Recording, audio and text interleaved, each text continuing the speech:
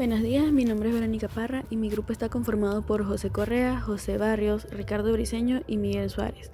Nosotros vamos a presentar la tercera etapa del ciclo de vida de un sistema de información, el proceso de análisis.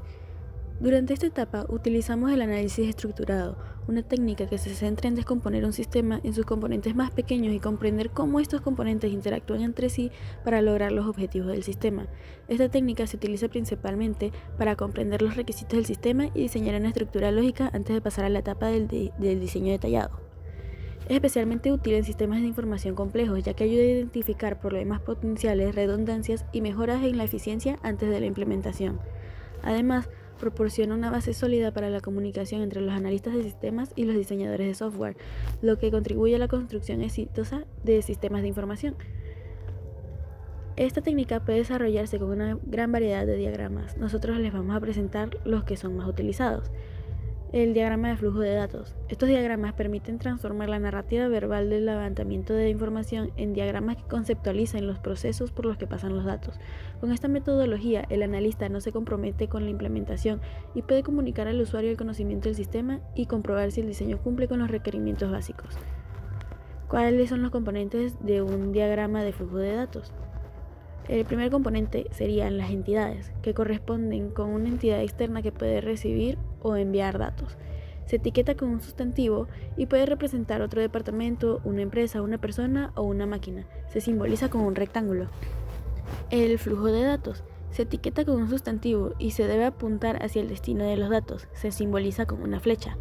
Los procesos. Expresa un cambio en los datos, se etiqueta dependiendo del ámbito del proceso. Si el proceso es de alto nivel, se le asigna el nombre del sistema. Si es un subsistema importante, se etiqueta como subsistema más el nombre del subsistema. Si se trata de un proceso detallado, se utiliza la convención verbo, sustantivo, adjetivo. Además de la etiqueta, los procesos se identifican con un número único que indica su nivel en el diagrama. Almacenes de datos. Representan un almacén manual o una base de datos computarizada. Los almacenes temporales no se incluirán en el diagrama de flujo de datos. Se etiquetan con un sustantivo y un número de referencia. Se simboliza con un rectángulo abierto del lado derecho. A continuación, mi compañero José Barrios. Buenos días, soy José Barrios y voy a presentar las reglas para el diseño de un diagrama de flujo de datos, los diagramas de flujo de datos lógicos y físicos y el modelado de eventos y los DFDS. Reglas para el diseño de un DFD o un diagrama de flujo de datos. Después de conceptualizar los procesos de los datos, el analista debe crear un diagrama de contexto con las siguientes reglas. Debe hacer al menos un proceso, los procesos deben tener al menos una entrada y una salida, los almacenes de datos deben estar conectados al menos con un proceso y las entidades no se conectan entre sí. Luego del diagrama de contexto se crea el diagrama 0, el cual es el nivel más alto. Debe tener todas las entidades externas, los flujos de datos y debe tener solo un proceso, el cual representa la totalidad del sistema. Al subir de nivel en el diagrama de flujo de datos, se van expandiendo los procesos. Por lo tanto, cada vez que se avanza de nivel, se van agregando procesos y almacenes de datos, teniendo en cuenta que cada diagrama hijo debe tener como máximo 9 procesos. Los diagramas hijos deben tener la misma cantidad de flujo de datos de entrada y de salida que el diagrama padre, y no necesariamente deben incluir las entidades. Cabe destacar que en los primeros tres niveles en los tres primeros niveles no se diagrama el manejo de excepciones, y cuando un proceso no se puede expandir más, se denomina como proceso primitivo. Ahora, diagramas de flujo de datos lógicos y físicos. Bueno, estos diagramas representan a la empresa y a la implementación del sistema respectivamente. Los diagramas lógicos se centran en los procesos y no en una tecnología o método de implementación específico, y los diagramas físicos son más complejos que los lógicos, pues consideran los medios físicos que se utilizan para llevar a cabo las actividades de la empresa. Para mantener las funciones esenciales del sistema actual, El analista debe construir un diagrama lógico para el mismo y diseñar el nuevo diagrama en base al sistema actual. Después de diseñar el diagrama lógico, se diseña el diagrama físico, el cual contiene procesos manuales, procesos CRUD o CRUD, procesos para introducir y verificar datos, procesos de validación, secuenciar procesos para reorganizar el orden de los registros, almacenes de datos intermedios, condiciones de error, etc. Y al momento de expandir un diagrama físico, hay que considerar que todo proceso que tenga más de 4 entradas o salidas es candidato por un diagrama hijo. ¿Cuál es el modelado de eventos o los modelados de eventos y los DFDS? Esta metodología consiste en crear un fragmento de diagrama por cada evento único del sistema. Los flujos de datos de entrada son los desencadenantes del evento y los flujos de salida son las respuestas del evento. Los fragmentos obtenidos se combinan para obtener el diagrama cero, previamente expuesto. Luego, el analista determina los almacenes de datos necesarios. Buenos días, soy Ricardo Briceño y voy a presentarles una nueva metodología para el análisis de sistemas. El análisis de sistemas está orientado a objetos mediante el lenguaje unificado de modelado o UML según sus siglas en inglés. El análisis orientado a objetos y el UML se puede decir que las principales ventajas de esta metodología es la reutilización del código y la facilidad para el mantenimiento del sistema. Pues si se modifica un objeto habrá un mínimo impacto en los demás objetos. Algunos conceptos básicos relacionados con esta metodología son los siguientes. Los objetos. Sus conceptos son las entidades de los DFDS. Se denominan como objetos. Tenemos también las clases, que una clase es un conjunto de objetos con características o atributos compartidos. Las clases permiten describir al objeto en su totalidad a partir de otras clases, es decir, que las clases se reutilizan los atributos de otras clases. También tenemos que las clases, además de atributos o propiedades, también almacenan los métodos con los que se interactúan con sus atributos. También existen diferentes tipos de clases, las vamos a describir. Por lo menos está la clase de entidad que representan a un objeto real, está la clase de interfaz humana que representan un medio por el cual el usuario interactúa con el sistema, por ejemplo un formulario. También tenemos las clases de interfaz de sistemas, esto permite la comunicación entre diferentes sistemas. Las clases abstractas, que son clases que no pueden instanciar de forma directa. También tenemos las clases de control, que son clases con la única función de permitir reutilizar u otra clase. También está la herencia, que consiste en definir una clase derivada de otra, denominada clase base, clase padre o superclase. La clase derivada obtiene todos los atributos y métodos de la clase base y pueden tener atributos y métodos adicionales. En el UML tiene diferentes componentes que se unen según el tipo de diagrama que se desee diseñar. Aquí presento los diferentes componentes que existen en este lenguaje. Cosas. Están las cosas estructurales. Son las clases, interfaces, colaboraciones, casos de uso, clases activas y componentes y nodos. Están las cosas de comportamiento. Son interacciones, máquinas de estado. Están las cosas de agrupamiento, que son paquetes. Cosas de anotaciones, que son notas. También tenemos las relaciones. Las relaciones estructurales son dependencias, agregaciones, asociaciones y generalizaciones. Tenemos las relaciones de comportamiento, que comunica, incluye, extiende y generaliza.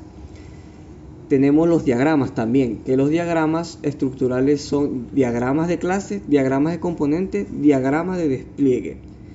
Está el diagrama de comportamiento, que es un diagrama de casos de uso, un diagrama de secuencia, diagrama de comunicación, diagrama de estado o diagrama de actividad.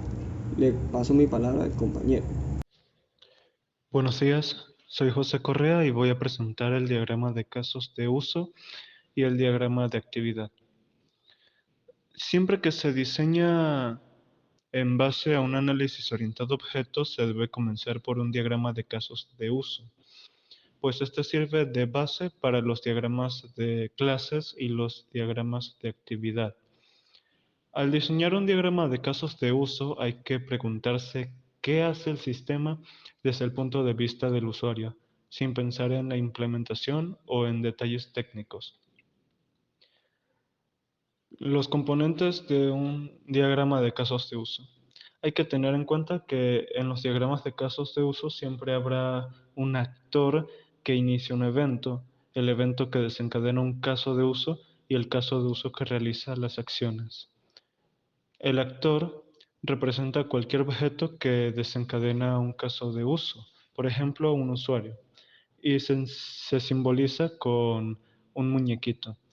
El caso de uso se simboliza con un óvalo. La comunicación se utiliza para conectar un actor con un caso de uso y se simboliza con una línea que une al actor con un caso de uso. La inclusión se usa para indicar que un caso de uso es común para varios casos de uso. Se simboliza con una flecha punteada y etiquetada con el texto incluye, que apunta hacia el caso de uso común. La extensión indica la posible variación de un caso de uso a partir de un caso de uso básico. Se simboliza con una flecha punteada y etiquetada con el texto extiende, que apunta hacia el caso de uso básico. La generalización implica que una cosa o un actor es más común que otra. Se simboliza con una flecha que apunta hacia la cosa más común. El diagrama de actividades. Se usa para mostrar la secuencia de los eventos en base a un diagrama de casos de uso. Para diseñar un diagrama de actividades, uno debe preguntarse por el orden de las actividades, así como conocer aquellas actividades que se desarrollan sincrónicamente, es decir, al mismo tiempo. Los componentes de un diagrama de actividades son la actividad, que se simboliza con un rectángulo con las esquinas redondeadas, el evento, que se simboliza con una flecha apuntando hacia la dirección del flujo de datos, la decisión o fusión se simboliza con un diamante vacío. Cuando varios eventos salen y solo entra un evento al diamante, es una decisión. Y si el diamante representa una función, entran varios eventos y sale solo un evento del diamante. Bifurcación o sincronización. Se utiliza para mostrar las actividades paralelas. Se denomina bifurcación cuando varios eventos salen de la barra y se denomina sincronización cuando varios eventos se fusionan en uno solo. Inicio se simboliza con un punto relleno, fin se simboliza con un punto relleno rodeado por una circunferencia vacía. Y los carriles son rectángulos que envuelven los elementos anteriores e indican el particionamiento, mostrando las actividades que se desarrollan en diferentes plataformas. Estos permiten definir los equipos que se requieren para la implementación del sistema. Hola, muy buenos días. Soy Miguel Suárez y les voy a presentar el siguiente diagrama de clases. Este diagrama muestra las características estáticas del sistema, sin ningún procesamiento en especial. También muestra las relaciones entre clases. Componentes de un diagrama de clases. Las clases se representan a través de un rectángulo. En lo alto del rectángulo se encuentra el nombre de la clase en negrita. Le siguen los atributos. Antes de cada atributo se indica su acceso mediante los signos positivo y negativo. Generalmente, todos los atributos son privados por los que se le antepone un menos. Los atributos también pueden ser protegidos, es decir, solo serán visibles para la clase y las subclases inmediatas. Este nivel de acceso se indica con un numeral en vez del signo menos. Se puede indicar el tipo de dato del atributo poniendo Dos puntos, después del nombre seguido del tipo de dato. Incluso se puede mostrar el valor inicial del atributo poniendo igual seguido del valor. Por último, se encuentran los métodos, pequeñas partes de código que trabajan con los atributos. Al igual que con los atributos se indica su acceso con los signos más y menos, siendo estos generalmente públicos. Es decir, después del nombre del método se indican sus parámetros entre paréntesis. Se puede declarar varias veces el mismo método con diferentes parámetros. Esto se denomina sobrecarga de métodos. Relaciones. Asociaciones. Se representa con una línea que enlaza dos clases. En cada esquina de la línea se indica la multiplicidad, es decir, si la relación es de 1 a 1, de 1 a muchos, de muchos a muchos, o incluso definir rangos con el formato 1 a muchos. Por ejemplo, no existen restricciones al definir los límites del rango. Por lo tanto, se puede definir de 5 a muchos, de 1 a 10 o de 0 a 1. En caso de existir una relación de muchos a muchos, esta se descompone en una clase asociación similar a las entidades asociativas en un diagrama entidad-relación. Relaciones entre un todo y sus partes. Agregación. Esta relación se describe con la frase tiene un. Es una relación débil, pero se puede eliminar el todo, pero seguirá existiendo la parte. Se simboliza con una línea con un rombo vacío apuntando hacia el todo. Colección. Es una relación débil, pues las partes pueden variar, pero la identidad del todo perdura. Composición. En esta relación, una clase siempre contiene la otra clase, es decir, es una relación fuerte. Si el todo se elimina, las partes también se eliminan. Se simboliza con una línea con un rombo relleno apuntando hacia el todo. Generalización y especialización. La generalización se refiere a la relación entre un tipo general de cosa y un tipo más específico de cosa. En otras palabras, la generalización consiste en la relación entre una clase abstracta y una subclase. Cuando una clase deriva de otra, hereda sus métodos y atributos. Esto permite redefinir métodos heredados, lo cual se conoce como poliformismo.